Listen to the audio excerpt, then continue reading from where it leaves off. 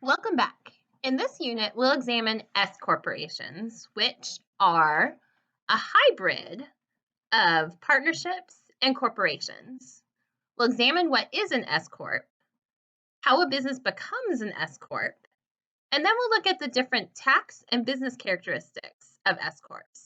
Like I said, they share some of them with a partnership, and they share some of the tax and business attributes of a regular C corporation. Let's get started. In a sense, S corporations are almost the best of corporations and partnerships. Like a partnership, it's a flow-through entity.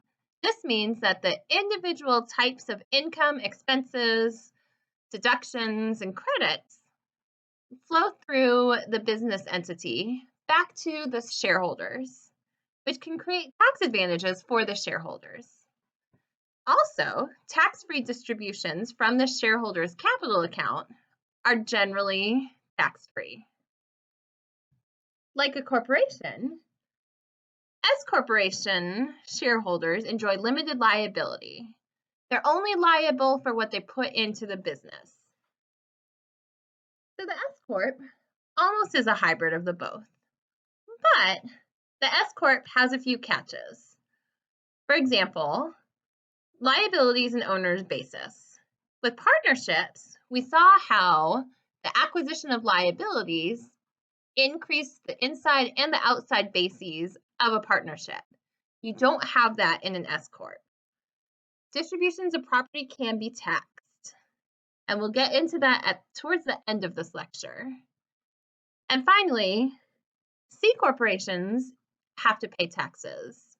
Partnerships are flow-throughs, but S corporations can owe corporate taxes. And we'll look at that at the very end of this show.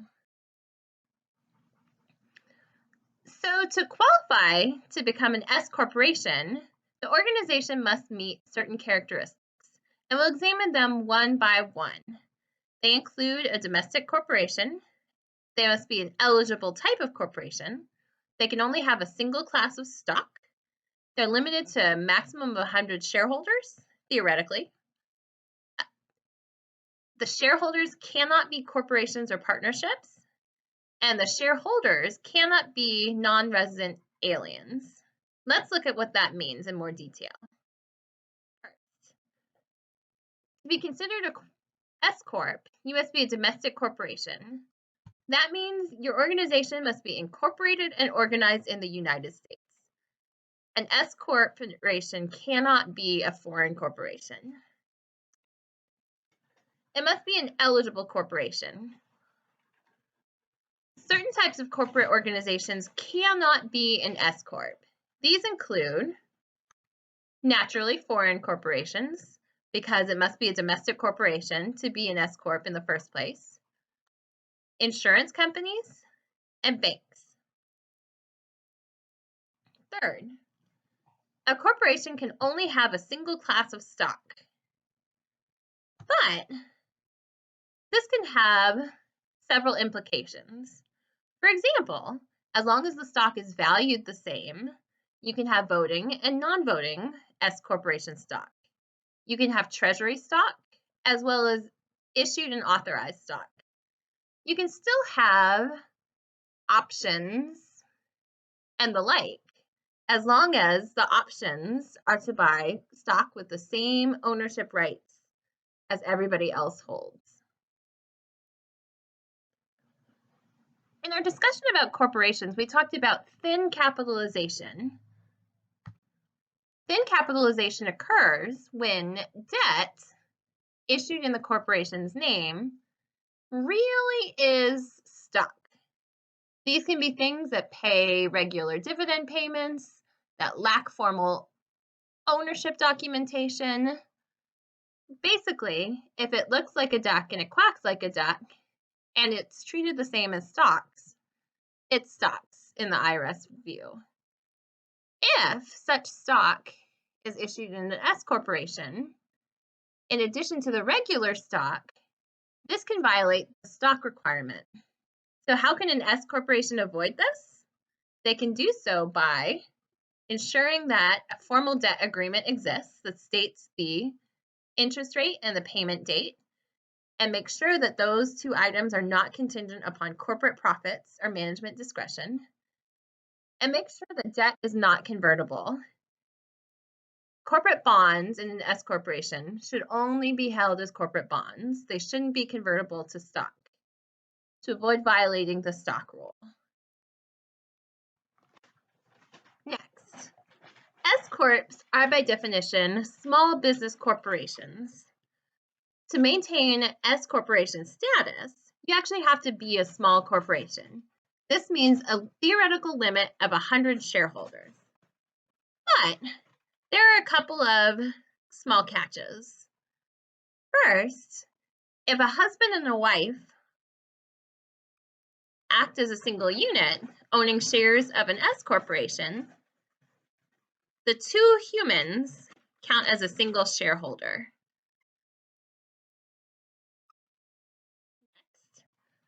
The shareholders can only be individuals' estates, certain trusts, and certain exempt organizations. So what does that mean? Who is out?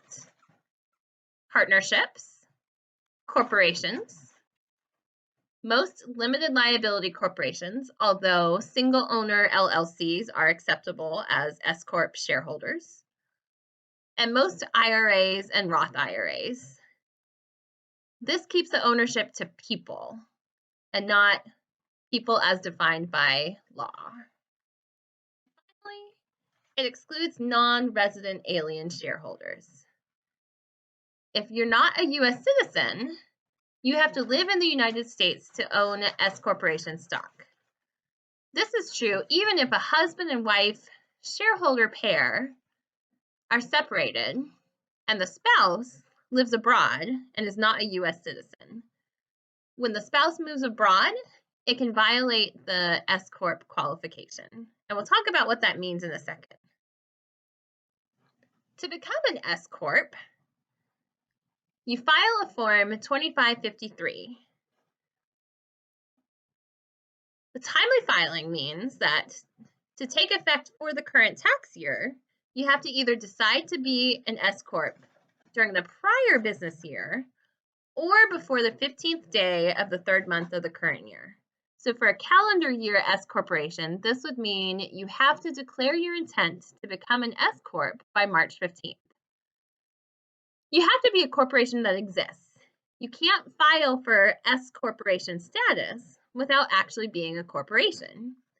Existence is proved on the earliest date of A, when the corporation has shareholders, B, when it acquires assets, or C, when it begins operating as a business. And finally, the S Corp election must be consented by literally all shareholders. This consent must be given in writing and must include literally everybody. So that husband and wife pair that counts as one when you're counting toward the 100 people, both the husband and the wife have to agree to becoming an S Corp. If an S Corp shareholder leaves, but the corporation is making the election for a year in which the shareholder was impacted, even the shareholder that sold out has to agree to the election. So once an organization makes the election to become an S corporation, it remains an S corporation until one of two things happen. Under a voluntary revocation of S corporation status, the majority shareholders decide not to be an S corporation anymore. The tax status change is contingent upon the date when the election is made. So, if the shareholders vote prior to the 15th day of the third month of the year, they can report that whole year as a C corporation or a partnership, whatever business form they decide to take instead. If the election takes place after the 15th day of the third month, then the corporation can either make the change effective the next tax year, or they can elect to have two short tax years, one that ends on the date that the S corporation is dissolved, or another that starts on the day after. S corporation status can also be involuntarily revoked. Remember those 6 characteristics we talked about that make an S corporation an S corporation? If any of these characteristics ceases to be true, then the S corporation can lose its status. For example, if a corporation takes on another shareholder after it's already reached the theoretical maximum of 100 shareholders, then it would cease being an S corporation. Another limitation would be if the S corporation exceeds the passive income limitation. We won't get into much detail about this at all, but it is important to know that S corporations that were once C corporations can lose their S corporation status if they have too much passive income. Now, once an S corporation loses its S corporation status, there's a 5-year waiting period to return to the S corporation status.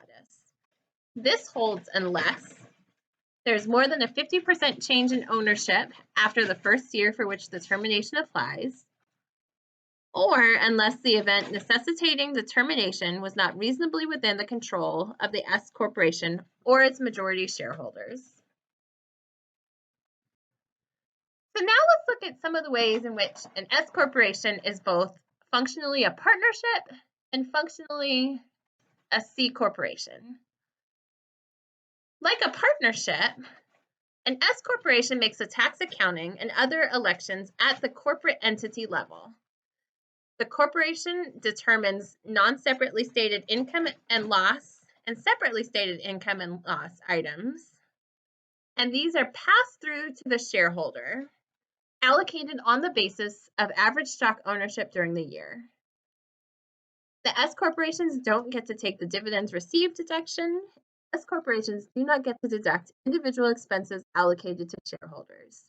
So as an example, going back to one of my probably top 10 favorite shows, The Office. In season 9, affable salesman Jim Halpert joined some of his high school buddies to form a sports marketing corporation called Athlete. If Athlete agreed to pay some of Jim Halpert's travel costs back and forth between Scranton, Pennsylvania and Philadelphia, those would be considered income items passed on to Jim Halpert, not corporate deductions. So like a partnership, separately and non-separately stated items refer to items exclusive to the S corporation and items that apply differentially to the shareholders. Non-separately stated income and loss items are items that do not differentially impact shareholders.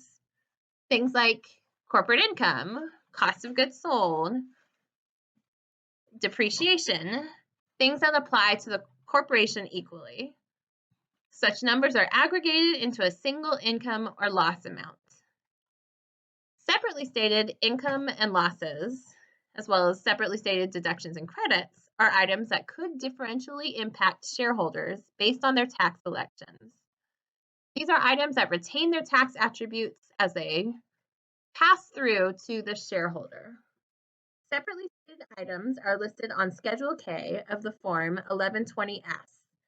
They include items like tax-exempt income, long and short-term capital gains, Section 1231 gains and losses, charitable contributions, passive activity gains, losses, and credits, and the like. Now, like other pass-through entities, including partnerships, the S corporation is able to take the qualified business income deduction. What this does is it levels the playing field between a pass-through organization like a S corp and a corporation. The current corporate tax rate is 21%, while the highest individual tax rate is 37%. By allowing an organization to deduct the lesser of 20% of qualified business income or 20% of modified taxable income, it makes it a little bit more equitable between the two business types. Qualified business income is the amount of domestic qualified items of income, gain, deductions, and losses that are used to compute taxable income related to the S Corp's qualified business. The QBI does not include investment type gains, deductions, and losses. Now, the qualified business income deduction is subject to a few limitations. First, its amount. The deduction cannot exceed the greater of 50% of shareholders' allocable W-2 wages or 25% of W-2 wages plus the unadjusted basis of qualified property. Another limitation is that certain income that's paid by the S Corp, including compensation paid to the S Corp shareholder, doesn't get figured into the computation of QBI. In the case of a qualified business loss, it can be carried over to the next year to reduce qualifying business income to zero. So like a partnership, each shareholder in an S corporation is allocated a pro rata portion of non-separately stated items and a pro rata portion of all separately stated items. This is figured as an equal amount allocated through each day of the year. And by ownership day, it means the last date of the transfer. So if Jim Halpert acquired extra shares from one of his partners, the partners would own the shares until the day of the transfer, then Jim Halpert would take ownership on the next day. The allocable portion is computed by multiplying the S Corp item by the percentage of shares owned by the percentage of the year that the shares were owned. Each of the 5 shareholders in Jim Halpert's company would calculate their percentage of non-separately stated and separately stated items using the formula above. Now, with regards to shareholder basis and shareholder distributions, an S corporation bears some resemblance to a regular C-class corporation. The initial basis of the shareholder stock is calculated in the similar manner as we did when we calculated the basis of C corporation stock. That is, the basis is determined based on the manner in which shares are acquired, be it through gift, inheritance, purchase, or exchange under Section 351. Items that increase the shareholder's basis include non-separately computed income, separately stated income items, and depletion in excess of the basis. Items that decrease the shareholder's basis include non-deductible expenses, non-separately computed losses, and separately stated loss and deduction items. As in corporations and partnerships, the shareholder's basis can never fall below zero. Now let's look a little bit deeper at what a loss means to an S corporation. S corps allow for net operating losses to pass through to shareholders.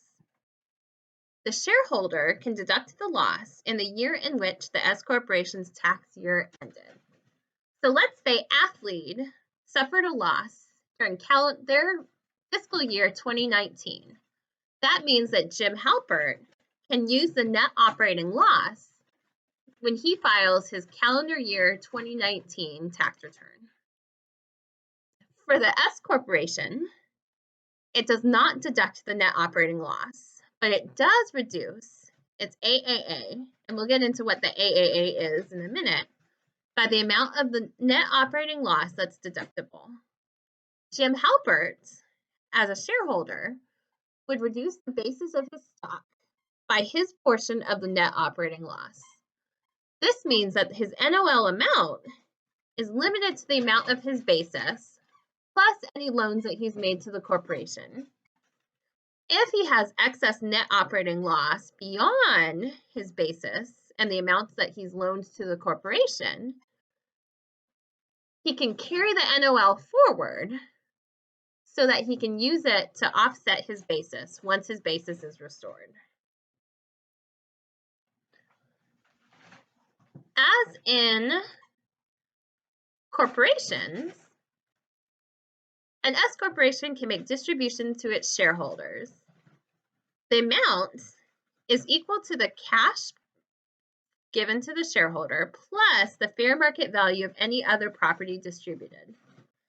This is a distinct difference between an S corporation and a partnership. A partnership just distributes property at its basis. A C corporation and an S corporation assumes that the distribution of property is actually a sale of property to a shareholder at its fair market value. And we'll see an example of that in a minute. The taxation of a distribution depends on whether the S corporation has C corporation accumulated earnings and profits, which I'll refer to as AEP. Let's take a look at what that means. If Athlete was never a C corporation, if it was organized as an S corporation and always operated as an S corporation, it would not have an accumulated earnings and profits account.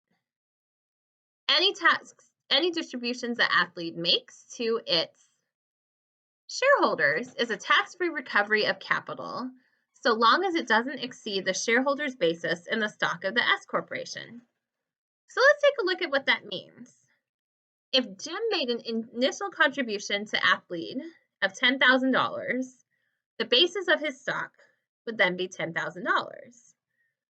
If in the S corporation's first profitable year, it made a cash distribution of $5,000 to Jim, plus a signed Philadelphia Eagles Super Bowl jersey, he would not have to record taxes, although he would have to record the gain.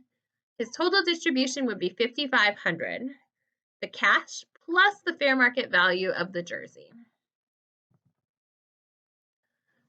Now let's look a little bit closer at the tax treatment of non-cash property. I alluded to it in that prior example. So like corporations, an S corporation recognizes a gain on any distribution of appreciated property. The gain is passed through to shareholders, and the gain character, whether it's ordinary or capital, depends on what type of asset is being distributed. The tax code put this provision in place because otherwise, if property was just flowed through to the shareholder, it would make for tax-free distributions. Conversely, the S corporation doesn't recognize a loss when distributing assets that are less valuable than their basis. The loss is absorbed into the share price and is postponed on being realized until the shareholder sells their stock. So now that we've looked at the way in which S corporations that were always S corporations make distributions to their shareholders, let's look at if Athlete was a C corporation at one point in time. Remember from our discussion of corporations that corporations get taxed for holding on to too much retained earnings. For S corporations that have this accumulated earnings and profits from when they were formerly a C corporation, any distributions made from the accumulated earnings and profit account are taxed as dividends. Any distributions of previously taxed S corp earnings are tax-free. And then distributions from the accumulated adjustment accounts, which are effectively the S corporation's retained earnings accounts, are also tax-free. Let's look at that in more detail. So first, I alluded to the AAA, or the accumulated adjustment account, earlier.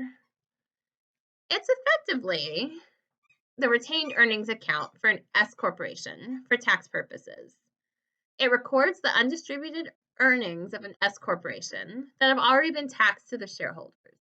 Remember that as an S corporation, the income that's incurred gets passed through to the shareholders, even if they don't take it as a cash distribution. So the money that doesn't go out to shareholders gets built up inside the business so that it can be used later. That's what the AAA account is. The account starts at zero. It's increased by Schedule K income items other than tax-exempt income, and it's decreased by negative Schedule K adjustments. And we talked about what those adjustments are in a previous slide. Note that Net negative adjustments are ignored in computing the AAA balance.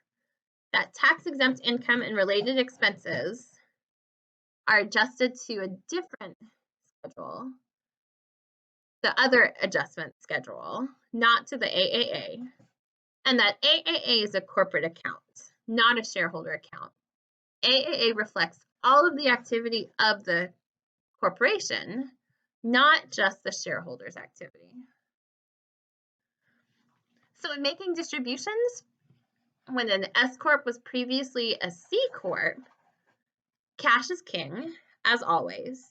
Then comes distributions from the AAA, and again, both of those are considered tax-free returns to the shareholder. Then comes the dividend distribution from the accumulated earnings and profit account. Then distributions from the other adjustments account, and then from the shareholder's basis. If they're still making distributions beyond the shareholder's basis, such distributions are considered capital gains. Now, of course, this is tax, so there's a catch. If all of the shareholders consent, they can bypass step 2, distributions from AAA, and instead make sure all distributions are made from the AEP.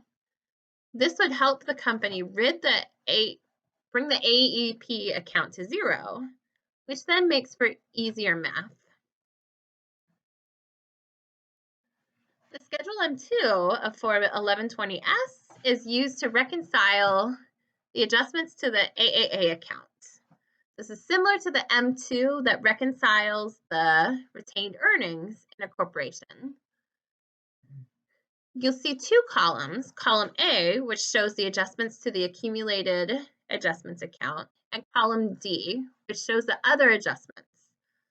This covers items that affect the shareholder's basis, but doesn't affect the AAA. These are things like tax-exempt income and other related non-deductible expenses.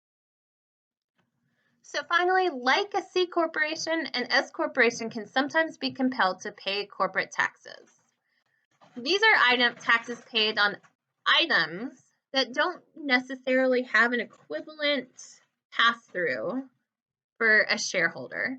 Items like the LIFO recapture, the general business credit, and passive investment income. These are corporate level taxes, so paid at the 21% corporate level on any built-in gains, which is the gain that would have been recorded had the corporation sold those assets at the time it became an S corporation. The difference between fair market value and the basis at the time it became an S corporation.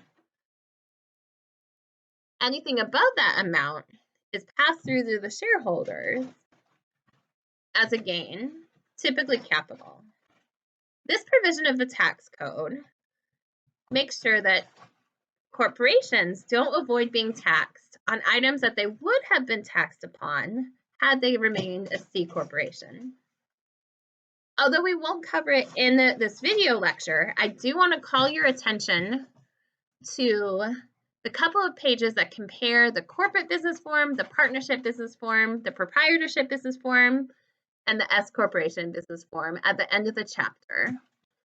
We've discussed each of these topics throughout the semester, but I really like the way that the textbook laid out that comparison line by line.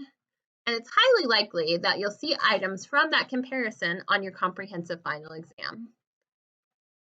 This concludes this lecture. On Wednesday, I'll post another lecture addressing the problems that get discussed throughout this chapter. And you'll also have an opportunity to practice these problems and apply the concepts on your own. Thanks for watching. See you Wednesday.